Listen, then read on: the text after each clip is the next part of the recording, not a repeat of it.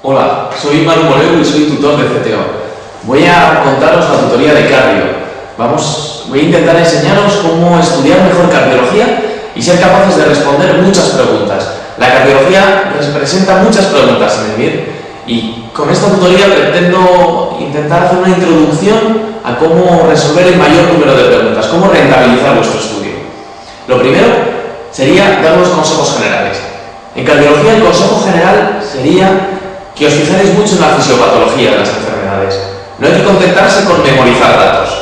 Eso en otras asignaturas del MIR puede valer, pero en este caso en cardiología no nos va a valer. ¿Por qué?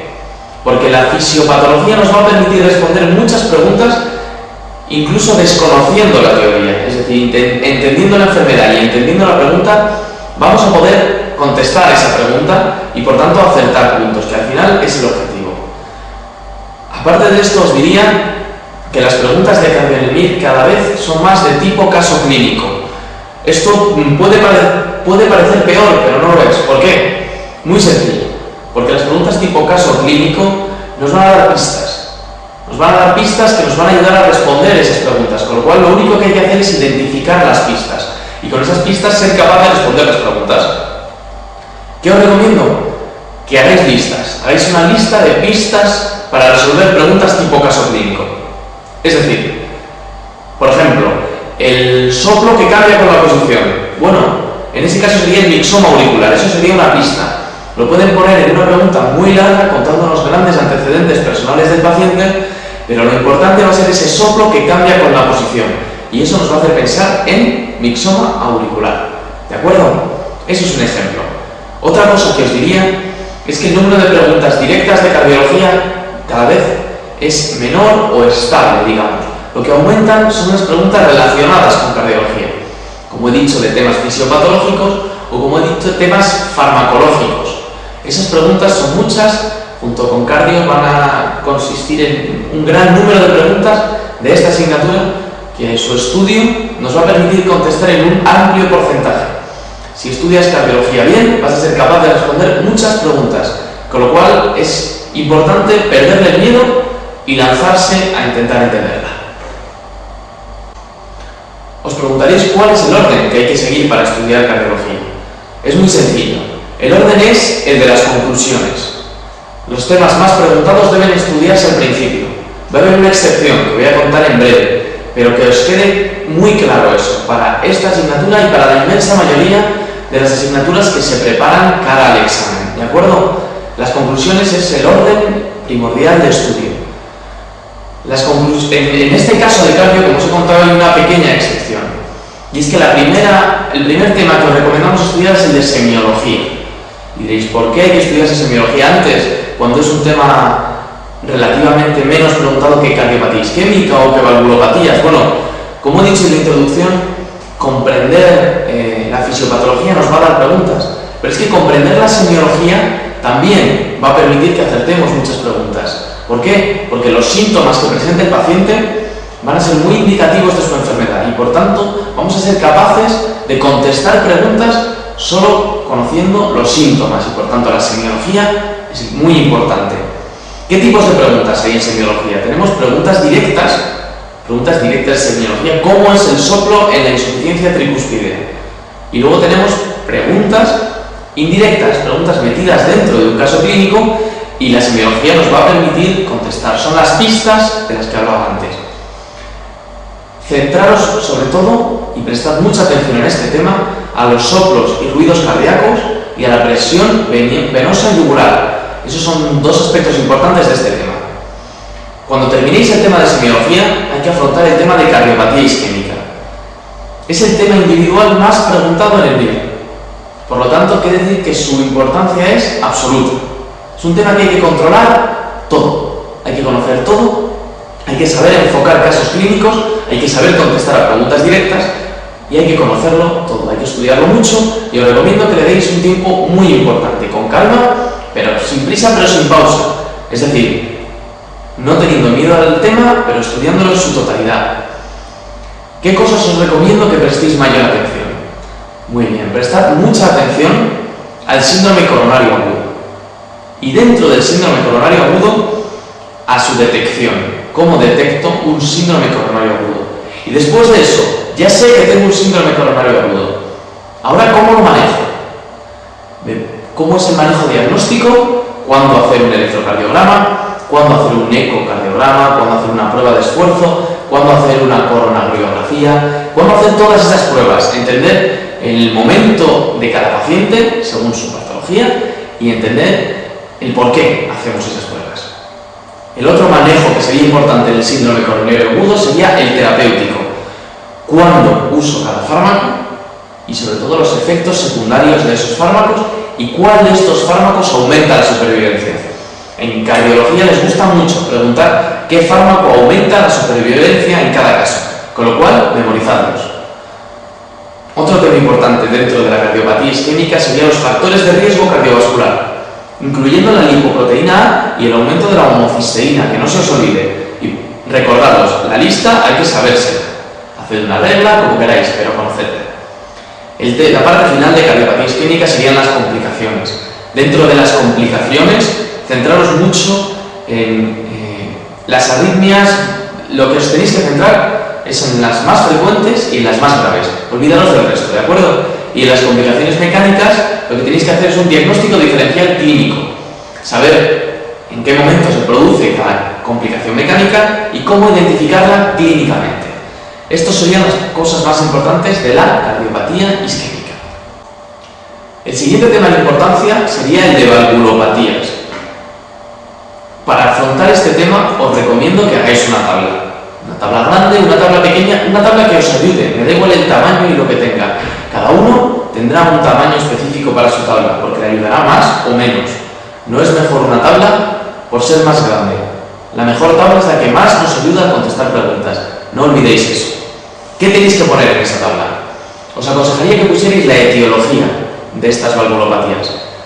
Otro apartado de esa tabla debería ser la clínica. ¿Qué clínica presenta cada valvulopatía? Y la exploración física de esa valvulopatía, relacionado con la clínica si queréis, y hacer una parte de la tabla que sea dedicado a eso. La última parte sería el algoritmo diagnóstico terapéutico, es decir, cómo diagnostico cada valvulopatía y a partir de que conozco esa valvulopatía, cómo la evalúo para tratarla después. Y dentro del tratamiento, hacer especial hincapié en cuándo uso prótesis biológica y en cuándo uso prótesis mecánica. Eso sería lo fundamental en valvulopatías. El siguiente tema que tenéis que estudiar después de valvulopatías sería la insuficiencia cardíaca congestiva. Para este tema, os recomiendo que antes os leáis y comprendáis perfectamente el tema de fisiología. ¿Por qué? Porque la fisiología cardíaca, al entenderla y comprenderla, nos va a permitir deducir qué es lo que pasa cuando ese corazón no funciona correctamente. Que ese es el sustrato base de la insuficiencia cardíaca. El corazón no funciona, deja de cumplir sus funciones, con lo cual vamos a ver qué pasa. Pues para eso lo mejor es conocer perfectamente cómo funciona bien el corazón y qué hace habitualmente. Tema de fisiología. Dentro de la insuficiencia cardíaca congestiva hay 3 puntos que os recomiendo hacer hincapié y centraros más. Esto sería el diagnóstico diferencial de la insuficiencia cardíaca congestiva. ¿Por qué? Porque las preguntas muchas veces van a ir de tipo caso clínico y habrá que hacer un diagnóstico diferencial. Si es derecha, si es izquierda, si es global, eso es importante. Otro apartado importante sería el BNP, como factor pronóstico, como factor diagnóstico, comprenderlo, entendedlo perfectamente y después pasáis al siguiente punto. Pero el BNP es importante, está de moda en el NIL y puede caer. La última parte de insuficiencia cardíaca congestiva sería el tratamiento. ¿Y qué tratamientos? Pues hay que centrarse en los tratamientos que aumentan la supervivencia. Como he dicho antes, le gusta mucho a los cardiólogos preguntar eso. Por lo cual vamos a estudiarlo, vamos a hacer una lista de los fármacos que aumentan la supervivencia o de las terapias que aumentan la supervivencia y memorizarlas para el día del examen. Dentro de estos fármacos podéis hacer un pequeño apartado para aprender los efectos secundarios. Pero ya os digo, es más importante saber cuáles aumentan la supervivencia que los efectos secundarios de fármacos que no la aumenten. Y este sería el consejo que os daría con estos 2 temas de valvulopatías e insuficiencia cardíaca congestiva. A continuación, os voy a contar una serie de temas que están muy preguntados en el MIR, pero no tanto como los anteriores. Es decir, son temas que hay que entender, que hay que comprender, que hay que estudiar, pero claramente están en un segundo plano respecto a lo que ya he comentado. El primero de estos temas, que me estaría en la cabeza, sería las arritmias. Con las arritmias, tranquilidad. ¿De acuerdo? No hay que sufrir arritmias durante el MIR. Tranquilidad. Lo que hay que hacer es perderles el miedo. No el respeto, pero sí el miedo. Os recomiendo que dejéis de pensar que son 50.000 arritmias completamente inabordables y os planteéis que las arritmias no hay que conocer todas, hay que conocer unas cuantas y muy bien. Y ese mecanismo os ayudará a contestar muchas preguntas. ¿Qué arritmias? De las taquiarritmias, clarísimamente la fibrilación auricular. Y si tengo que decir algo de la fibrilación auricular, porque tengo poco tiempo o porque solo puedo estudiarme una cosa, esa sería la actitud, el tratamiento. ¿Cómo trato una fibrilación auricular? Cuando tengo que anticoagular, cuando tengo que revertir, ¿de acuerdo? Importante la terapia de anticoagulación, las indicaciones y sobre todo cómo afrontar, ya lo he dicho, cómo tratar esa fibrilación auricular. Otra taquiarritmia importante serían los síndromes de preexcitación, como el Wolff-Parkinson-White. Recordando saber el electrocardiograma típico, por si alguna vez lo preguntan, y entender muy bien la fisiopatología, cómo se forma el Wolff-Parkinson-White y cómo lo podemos tratar.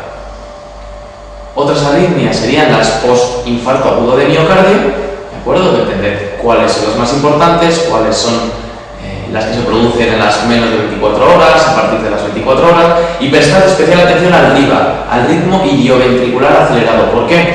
Porque ha caído hace poco en el MIR. Ha caído hace poco en el examen y por tanto tenemos que conocerlo. Es un signo de buen pronóstico que indica reperfusión cardíaca. No hay que asustarse, es un signo bueno. Y al final os diría de este tema que hicierais quizá un resumen o una tabla o como más os guste de electrocardiogramas típicos. Es decir, no hagáis una tabla de todos los electrocardiogramas, sino los más típicos. Esos electrocardiogramas que una vez preguntados en el MIR, si a ti te suenan, puedes contestar esa pregunta. Es decir, electrocardiogramas muy específicos que nos hagan estar claros de la enfermedad ante la que nos encontramos. El siguiente tema de este bloque secundario que he dicho sería la hipertensión arterial. Y dentro de la hipertensión arterial hay dos partes importantes, que serían la hipertensión arterial secundaria, entender las causas, entender por qué se produce, entender cómo se trata la hipertensión arterial secundaria y sobre todo el tratamiento. No solo de las secundarias, sino de las primarias. Las secundarias, sabiendo que hay una causa que provoca esa hipertensión, pues el tratamiento será más lógico. Y la hipertensión primaria, ¿cómo la vamos a tratar? Como hay muchos fármacos que aumentan la supervivencia, vamos a darle a cada paciente el fármaco que mejor le vaya si tiene otra patología acompañante. Y esa tabla de qué fármaco doy con cada patología acompañante es muy importante sabérsela, porque nos va a permitir contestar muchas preguntas sobre hipertensión arterial y acertarlas el día del examen. El siguiente tema serían las enfermedades de la aorta. Las enfermedades de la aorta y los grandes vasos, ¿de acuerdo?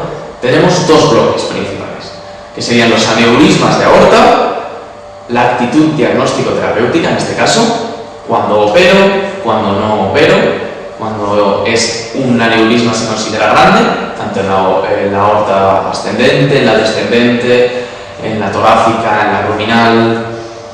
Aprender eso, aprender cómo diagnostico el aneurisma y cómo lo trato en función de su tamaño y de su localización. Y la disección de aorta. La disección de aorta es un tema que se ha preguntado mucho en las últimas convocatorias del MIR, con lo cual conviene conocerlo bastante bien, conocer su presentación clínica, conocer cómo lo vamos a diagnosticar y conocer cómo lo vamos a tratar. ¿De acuerdo? El tratamiento en función de la clasificación. Recordad la clasificación de la disección de aorta, porque nos va a permitir conocer el tratamiento de esas disecciones de aorta. El siguiente tema serían las cardiopatías congénitas. Lo primero, contaros que no hay que conocer todas las cardiopatías congénitas. Es un tema que podría dar para un examen por sí solo. Es un tema muy amplio del que no hace falta conocerlas todas. Hace falta diferenciarlas. Hace falta hacer un diagnóstico diferencial en función de la edad del paciente, si es adulto, si es niño, de la clínica que presenta el paciente, de los signos y síntomas que presenta el paciente, y así saber diagnosticar la enfermedad. Eso es lo más importante de cardiopatías congénitas. Y si os tenéis que centrar en alguna cardiopatía congénita, en la que aprendáis la epidemiología, que aprendáis el tratamiento, pues os recomendaría que os centrarais en la comunicación interauricular, en la tetralogía de Fallot y la enfermedad de grandes vasos. Esas serían las tres enfermedades cardiopatías congénitas principales cara al examen. Siguiente tema, ya con mucha menos importancia que los anteriores, como he dicho, los estoy haciendo en orden de importancia, con lo cual ya calculáis que estamos llegando al final y por tanto son menos importantes, aunque si hay tiempo siempre es bueno estudiarlos. Sería el de miocardiopatías. El tema de miocardiopatías os recomiendo que lo leáis en el manual tranquilamente, pero sobre todo que estudiéis la tabla. En el manual hay una tabla magnífica y quiero que la estudiéis, que escribáis encima, que pongáis las cosas que os ayudan, las cosas que no os ayudan, si queréis hacer una tabla propia a partir de esa tabla, y con esos conocimientos que tenéis en la tabla o que queréis añadir, contestaréis casi todas las preguntas del examen MIR. En clase os dirán alguna cosa, pero por tanto el objetivo, como he dicho, es completar esa tabla, conocer esa tabla perfectamente, hacerla vuestra y ser capaces de contestar preguntas con esa tabla. El siguiente tema, el último que voy a comentar, serían las enfermedades del pericardio. En enfermedades del pericardio tendríamos la pericarditis aguda, pues conocer lo de siempre: epidemiología, clínica, diagnóstico y tratamiento de la pericarditis aguda, y de la pericarditis constrictiva y del taponamiento, leedlo, sed conscientes de que hacen una o dos preguntas cada 3 años, con lo cual es un tema que puede ser preguntado en el MIR, en el examen de este año. Y recordad que la pericarditis constrictiva presenta el signo de Kussmaul y que el taponamiento pericárdico presenta el pulso paradójico. Conociendo esas dos cosas, vais a ser capaces de contestar casi todas las preguntas, tanto de taponamiento como de pericarditis. Con lo cual recordad: pericarditis constrictiva, Kussmaul, taponamiento pericárdico, pulso paradójico. Con esto acabo la tutoría de cardio. Como ya os he dicho, la cardio hay que perderle el miedo, no el respeto, pero sí el miedo. ¿Por qué? Porque entendiendo la fisiopatología y estudiando unas pocas cosas, vamos a ser capaces de contestar la inmensa mayoría de las preguntas y de llegar al día del MIR con confianza en que la cardio va a ir bien.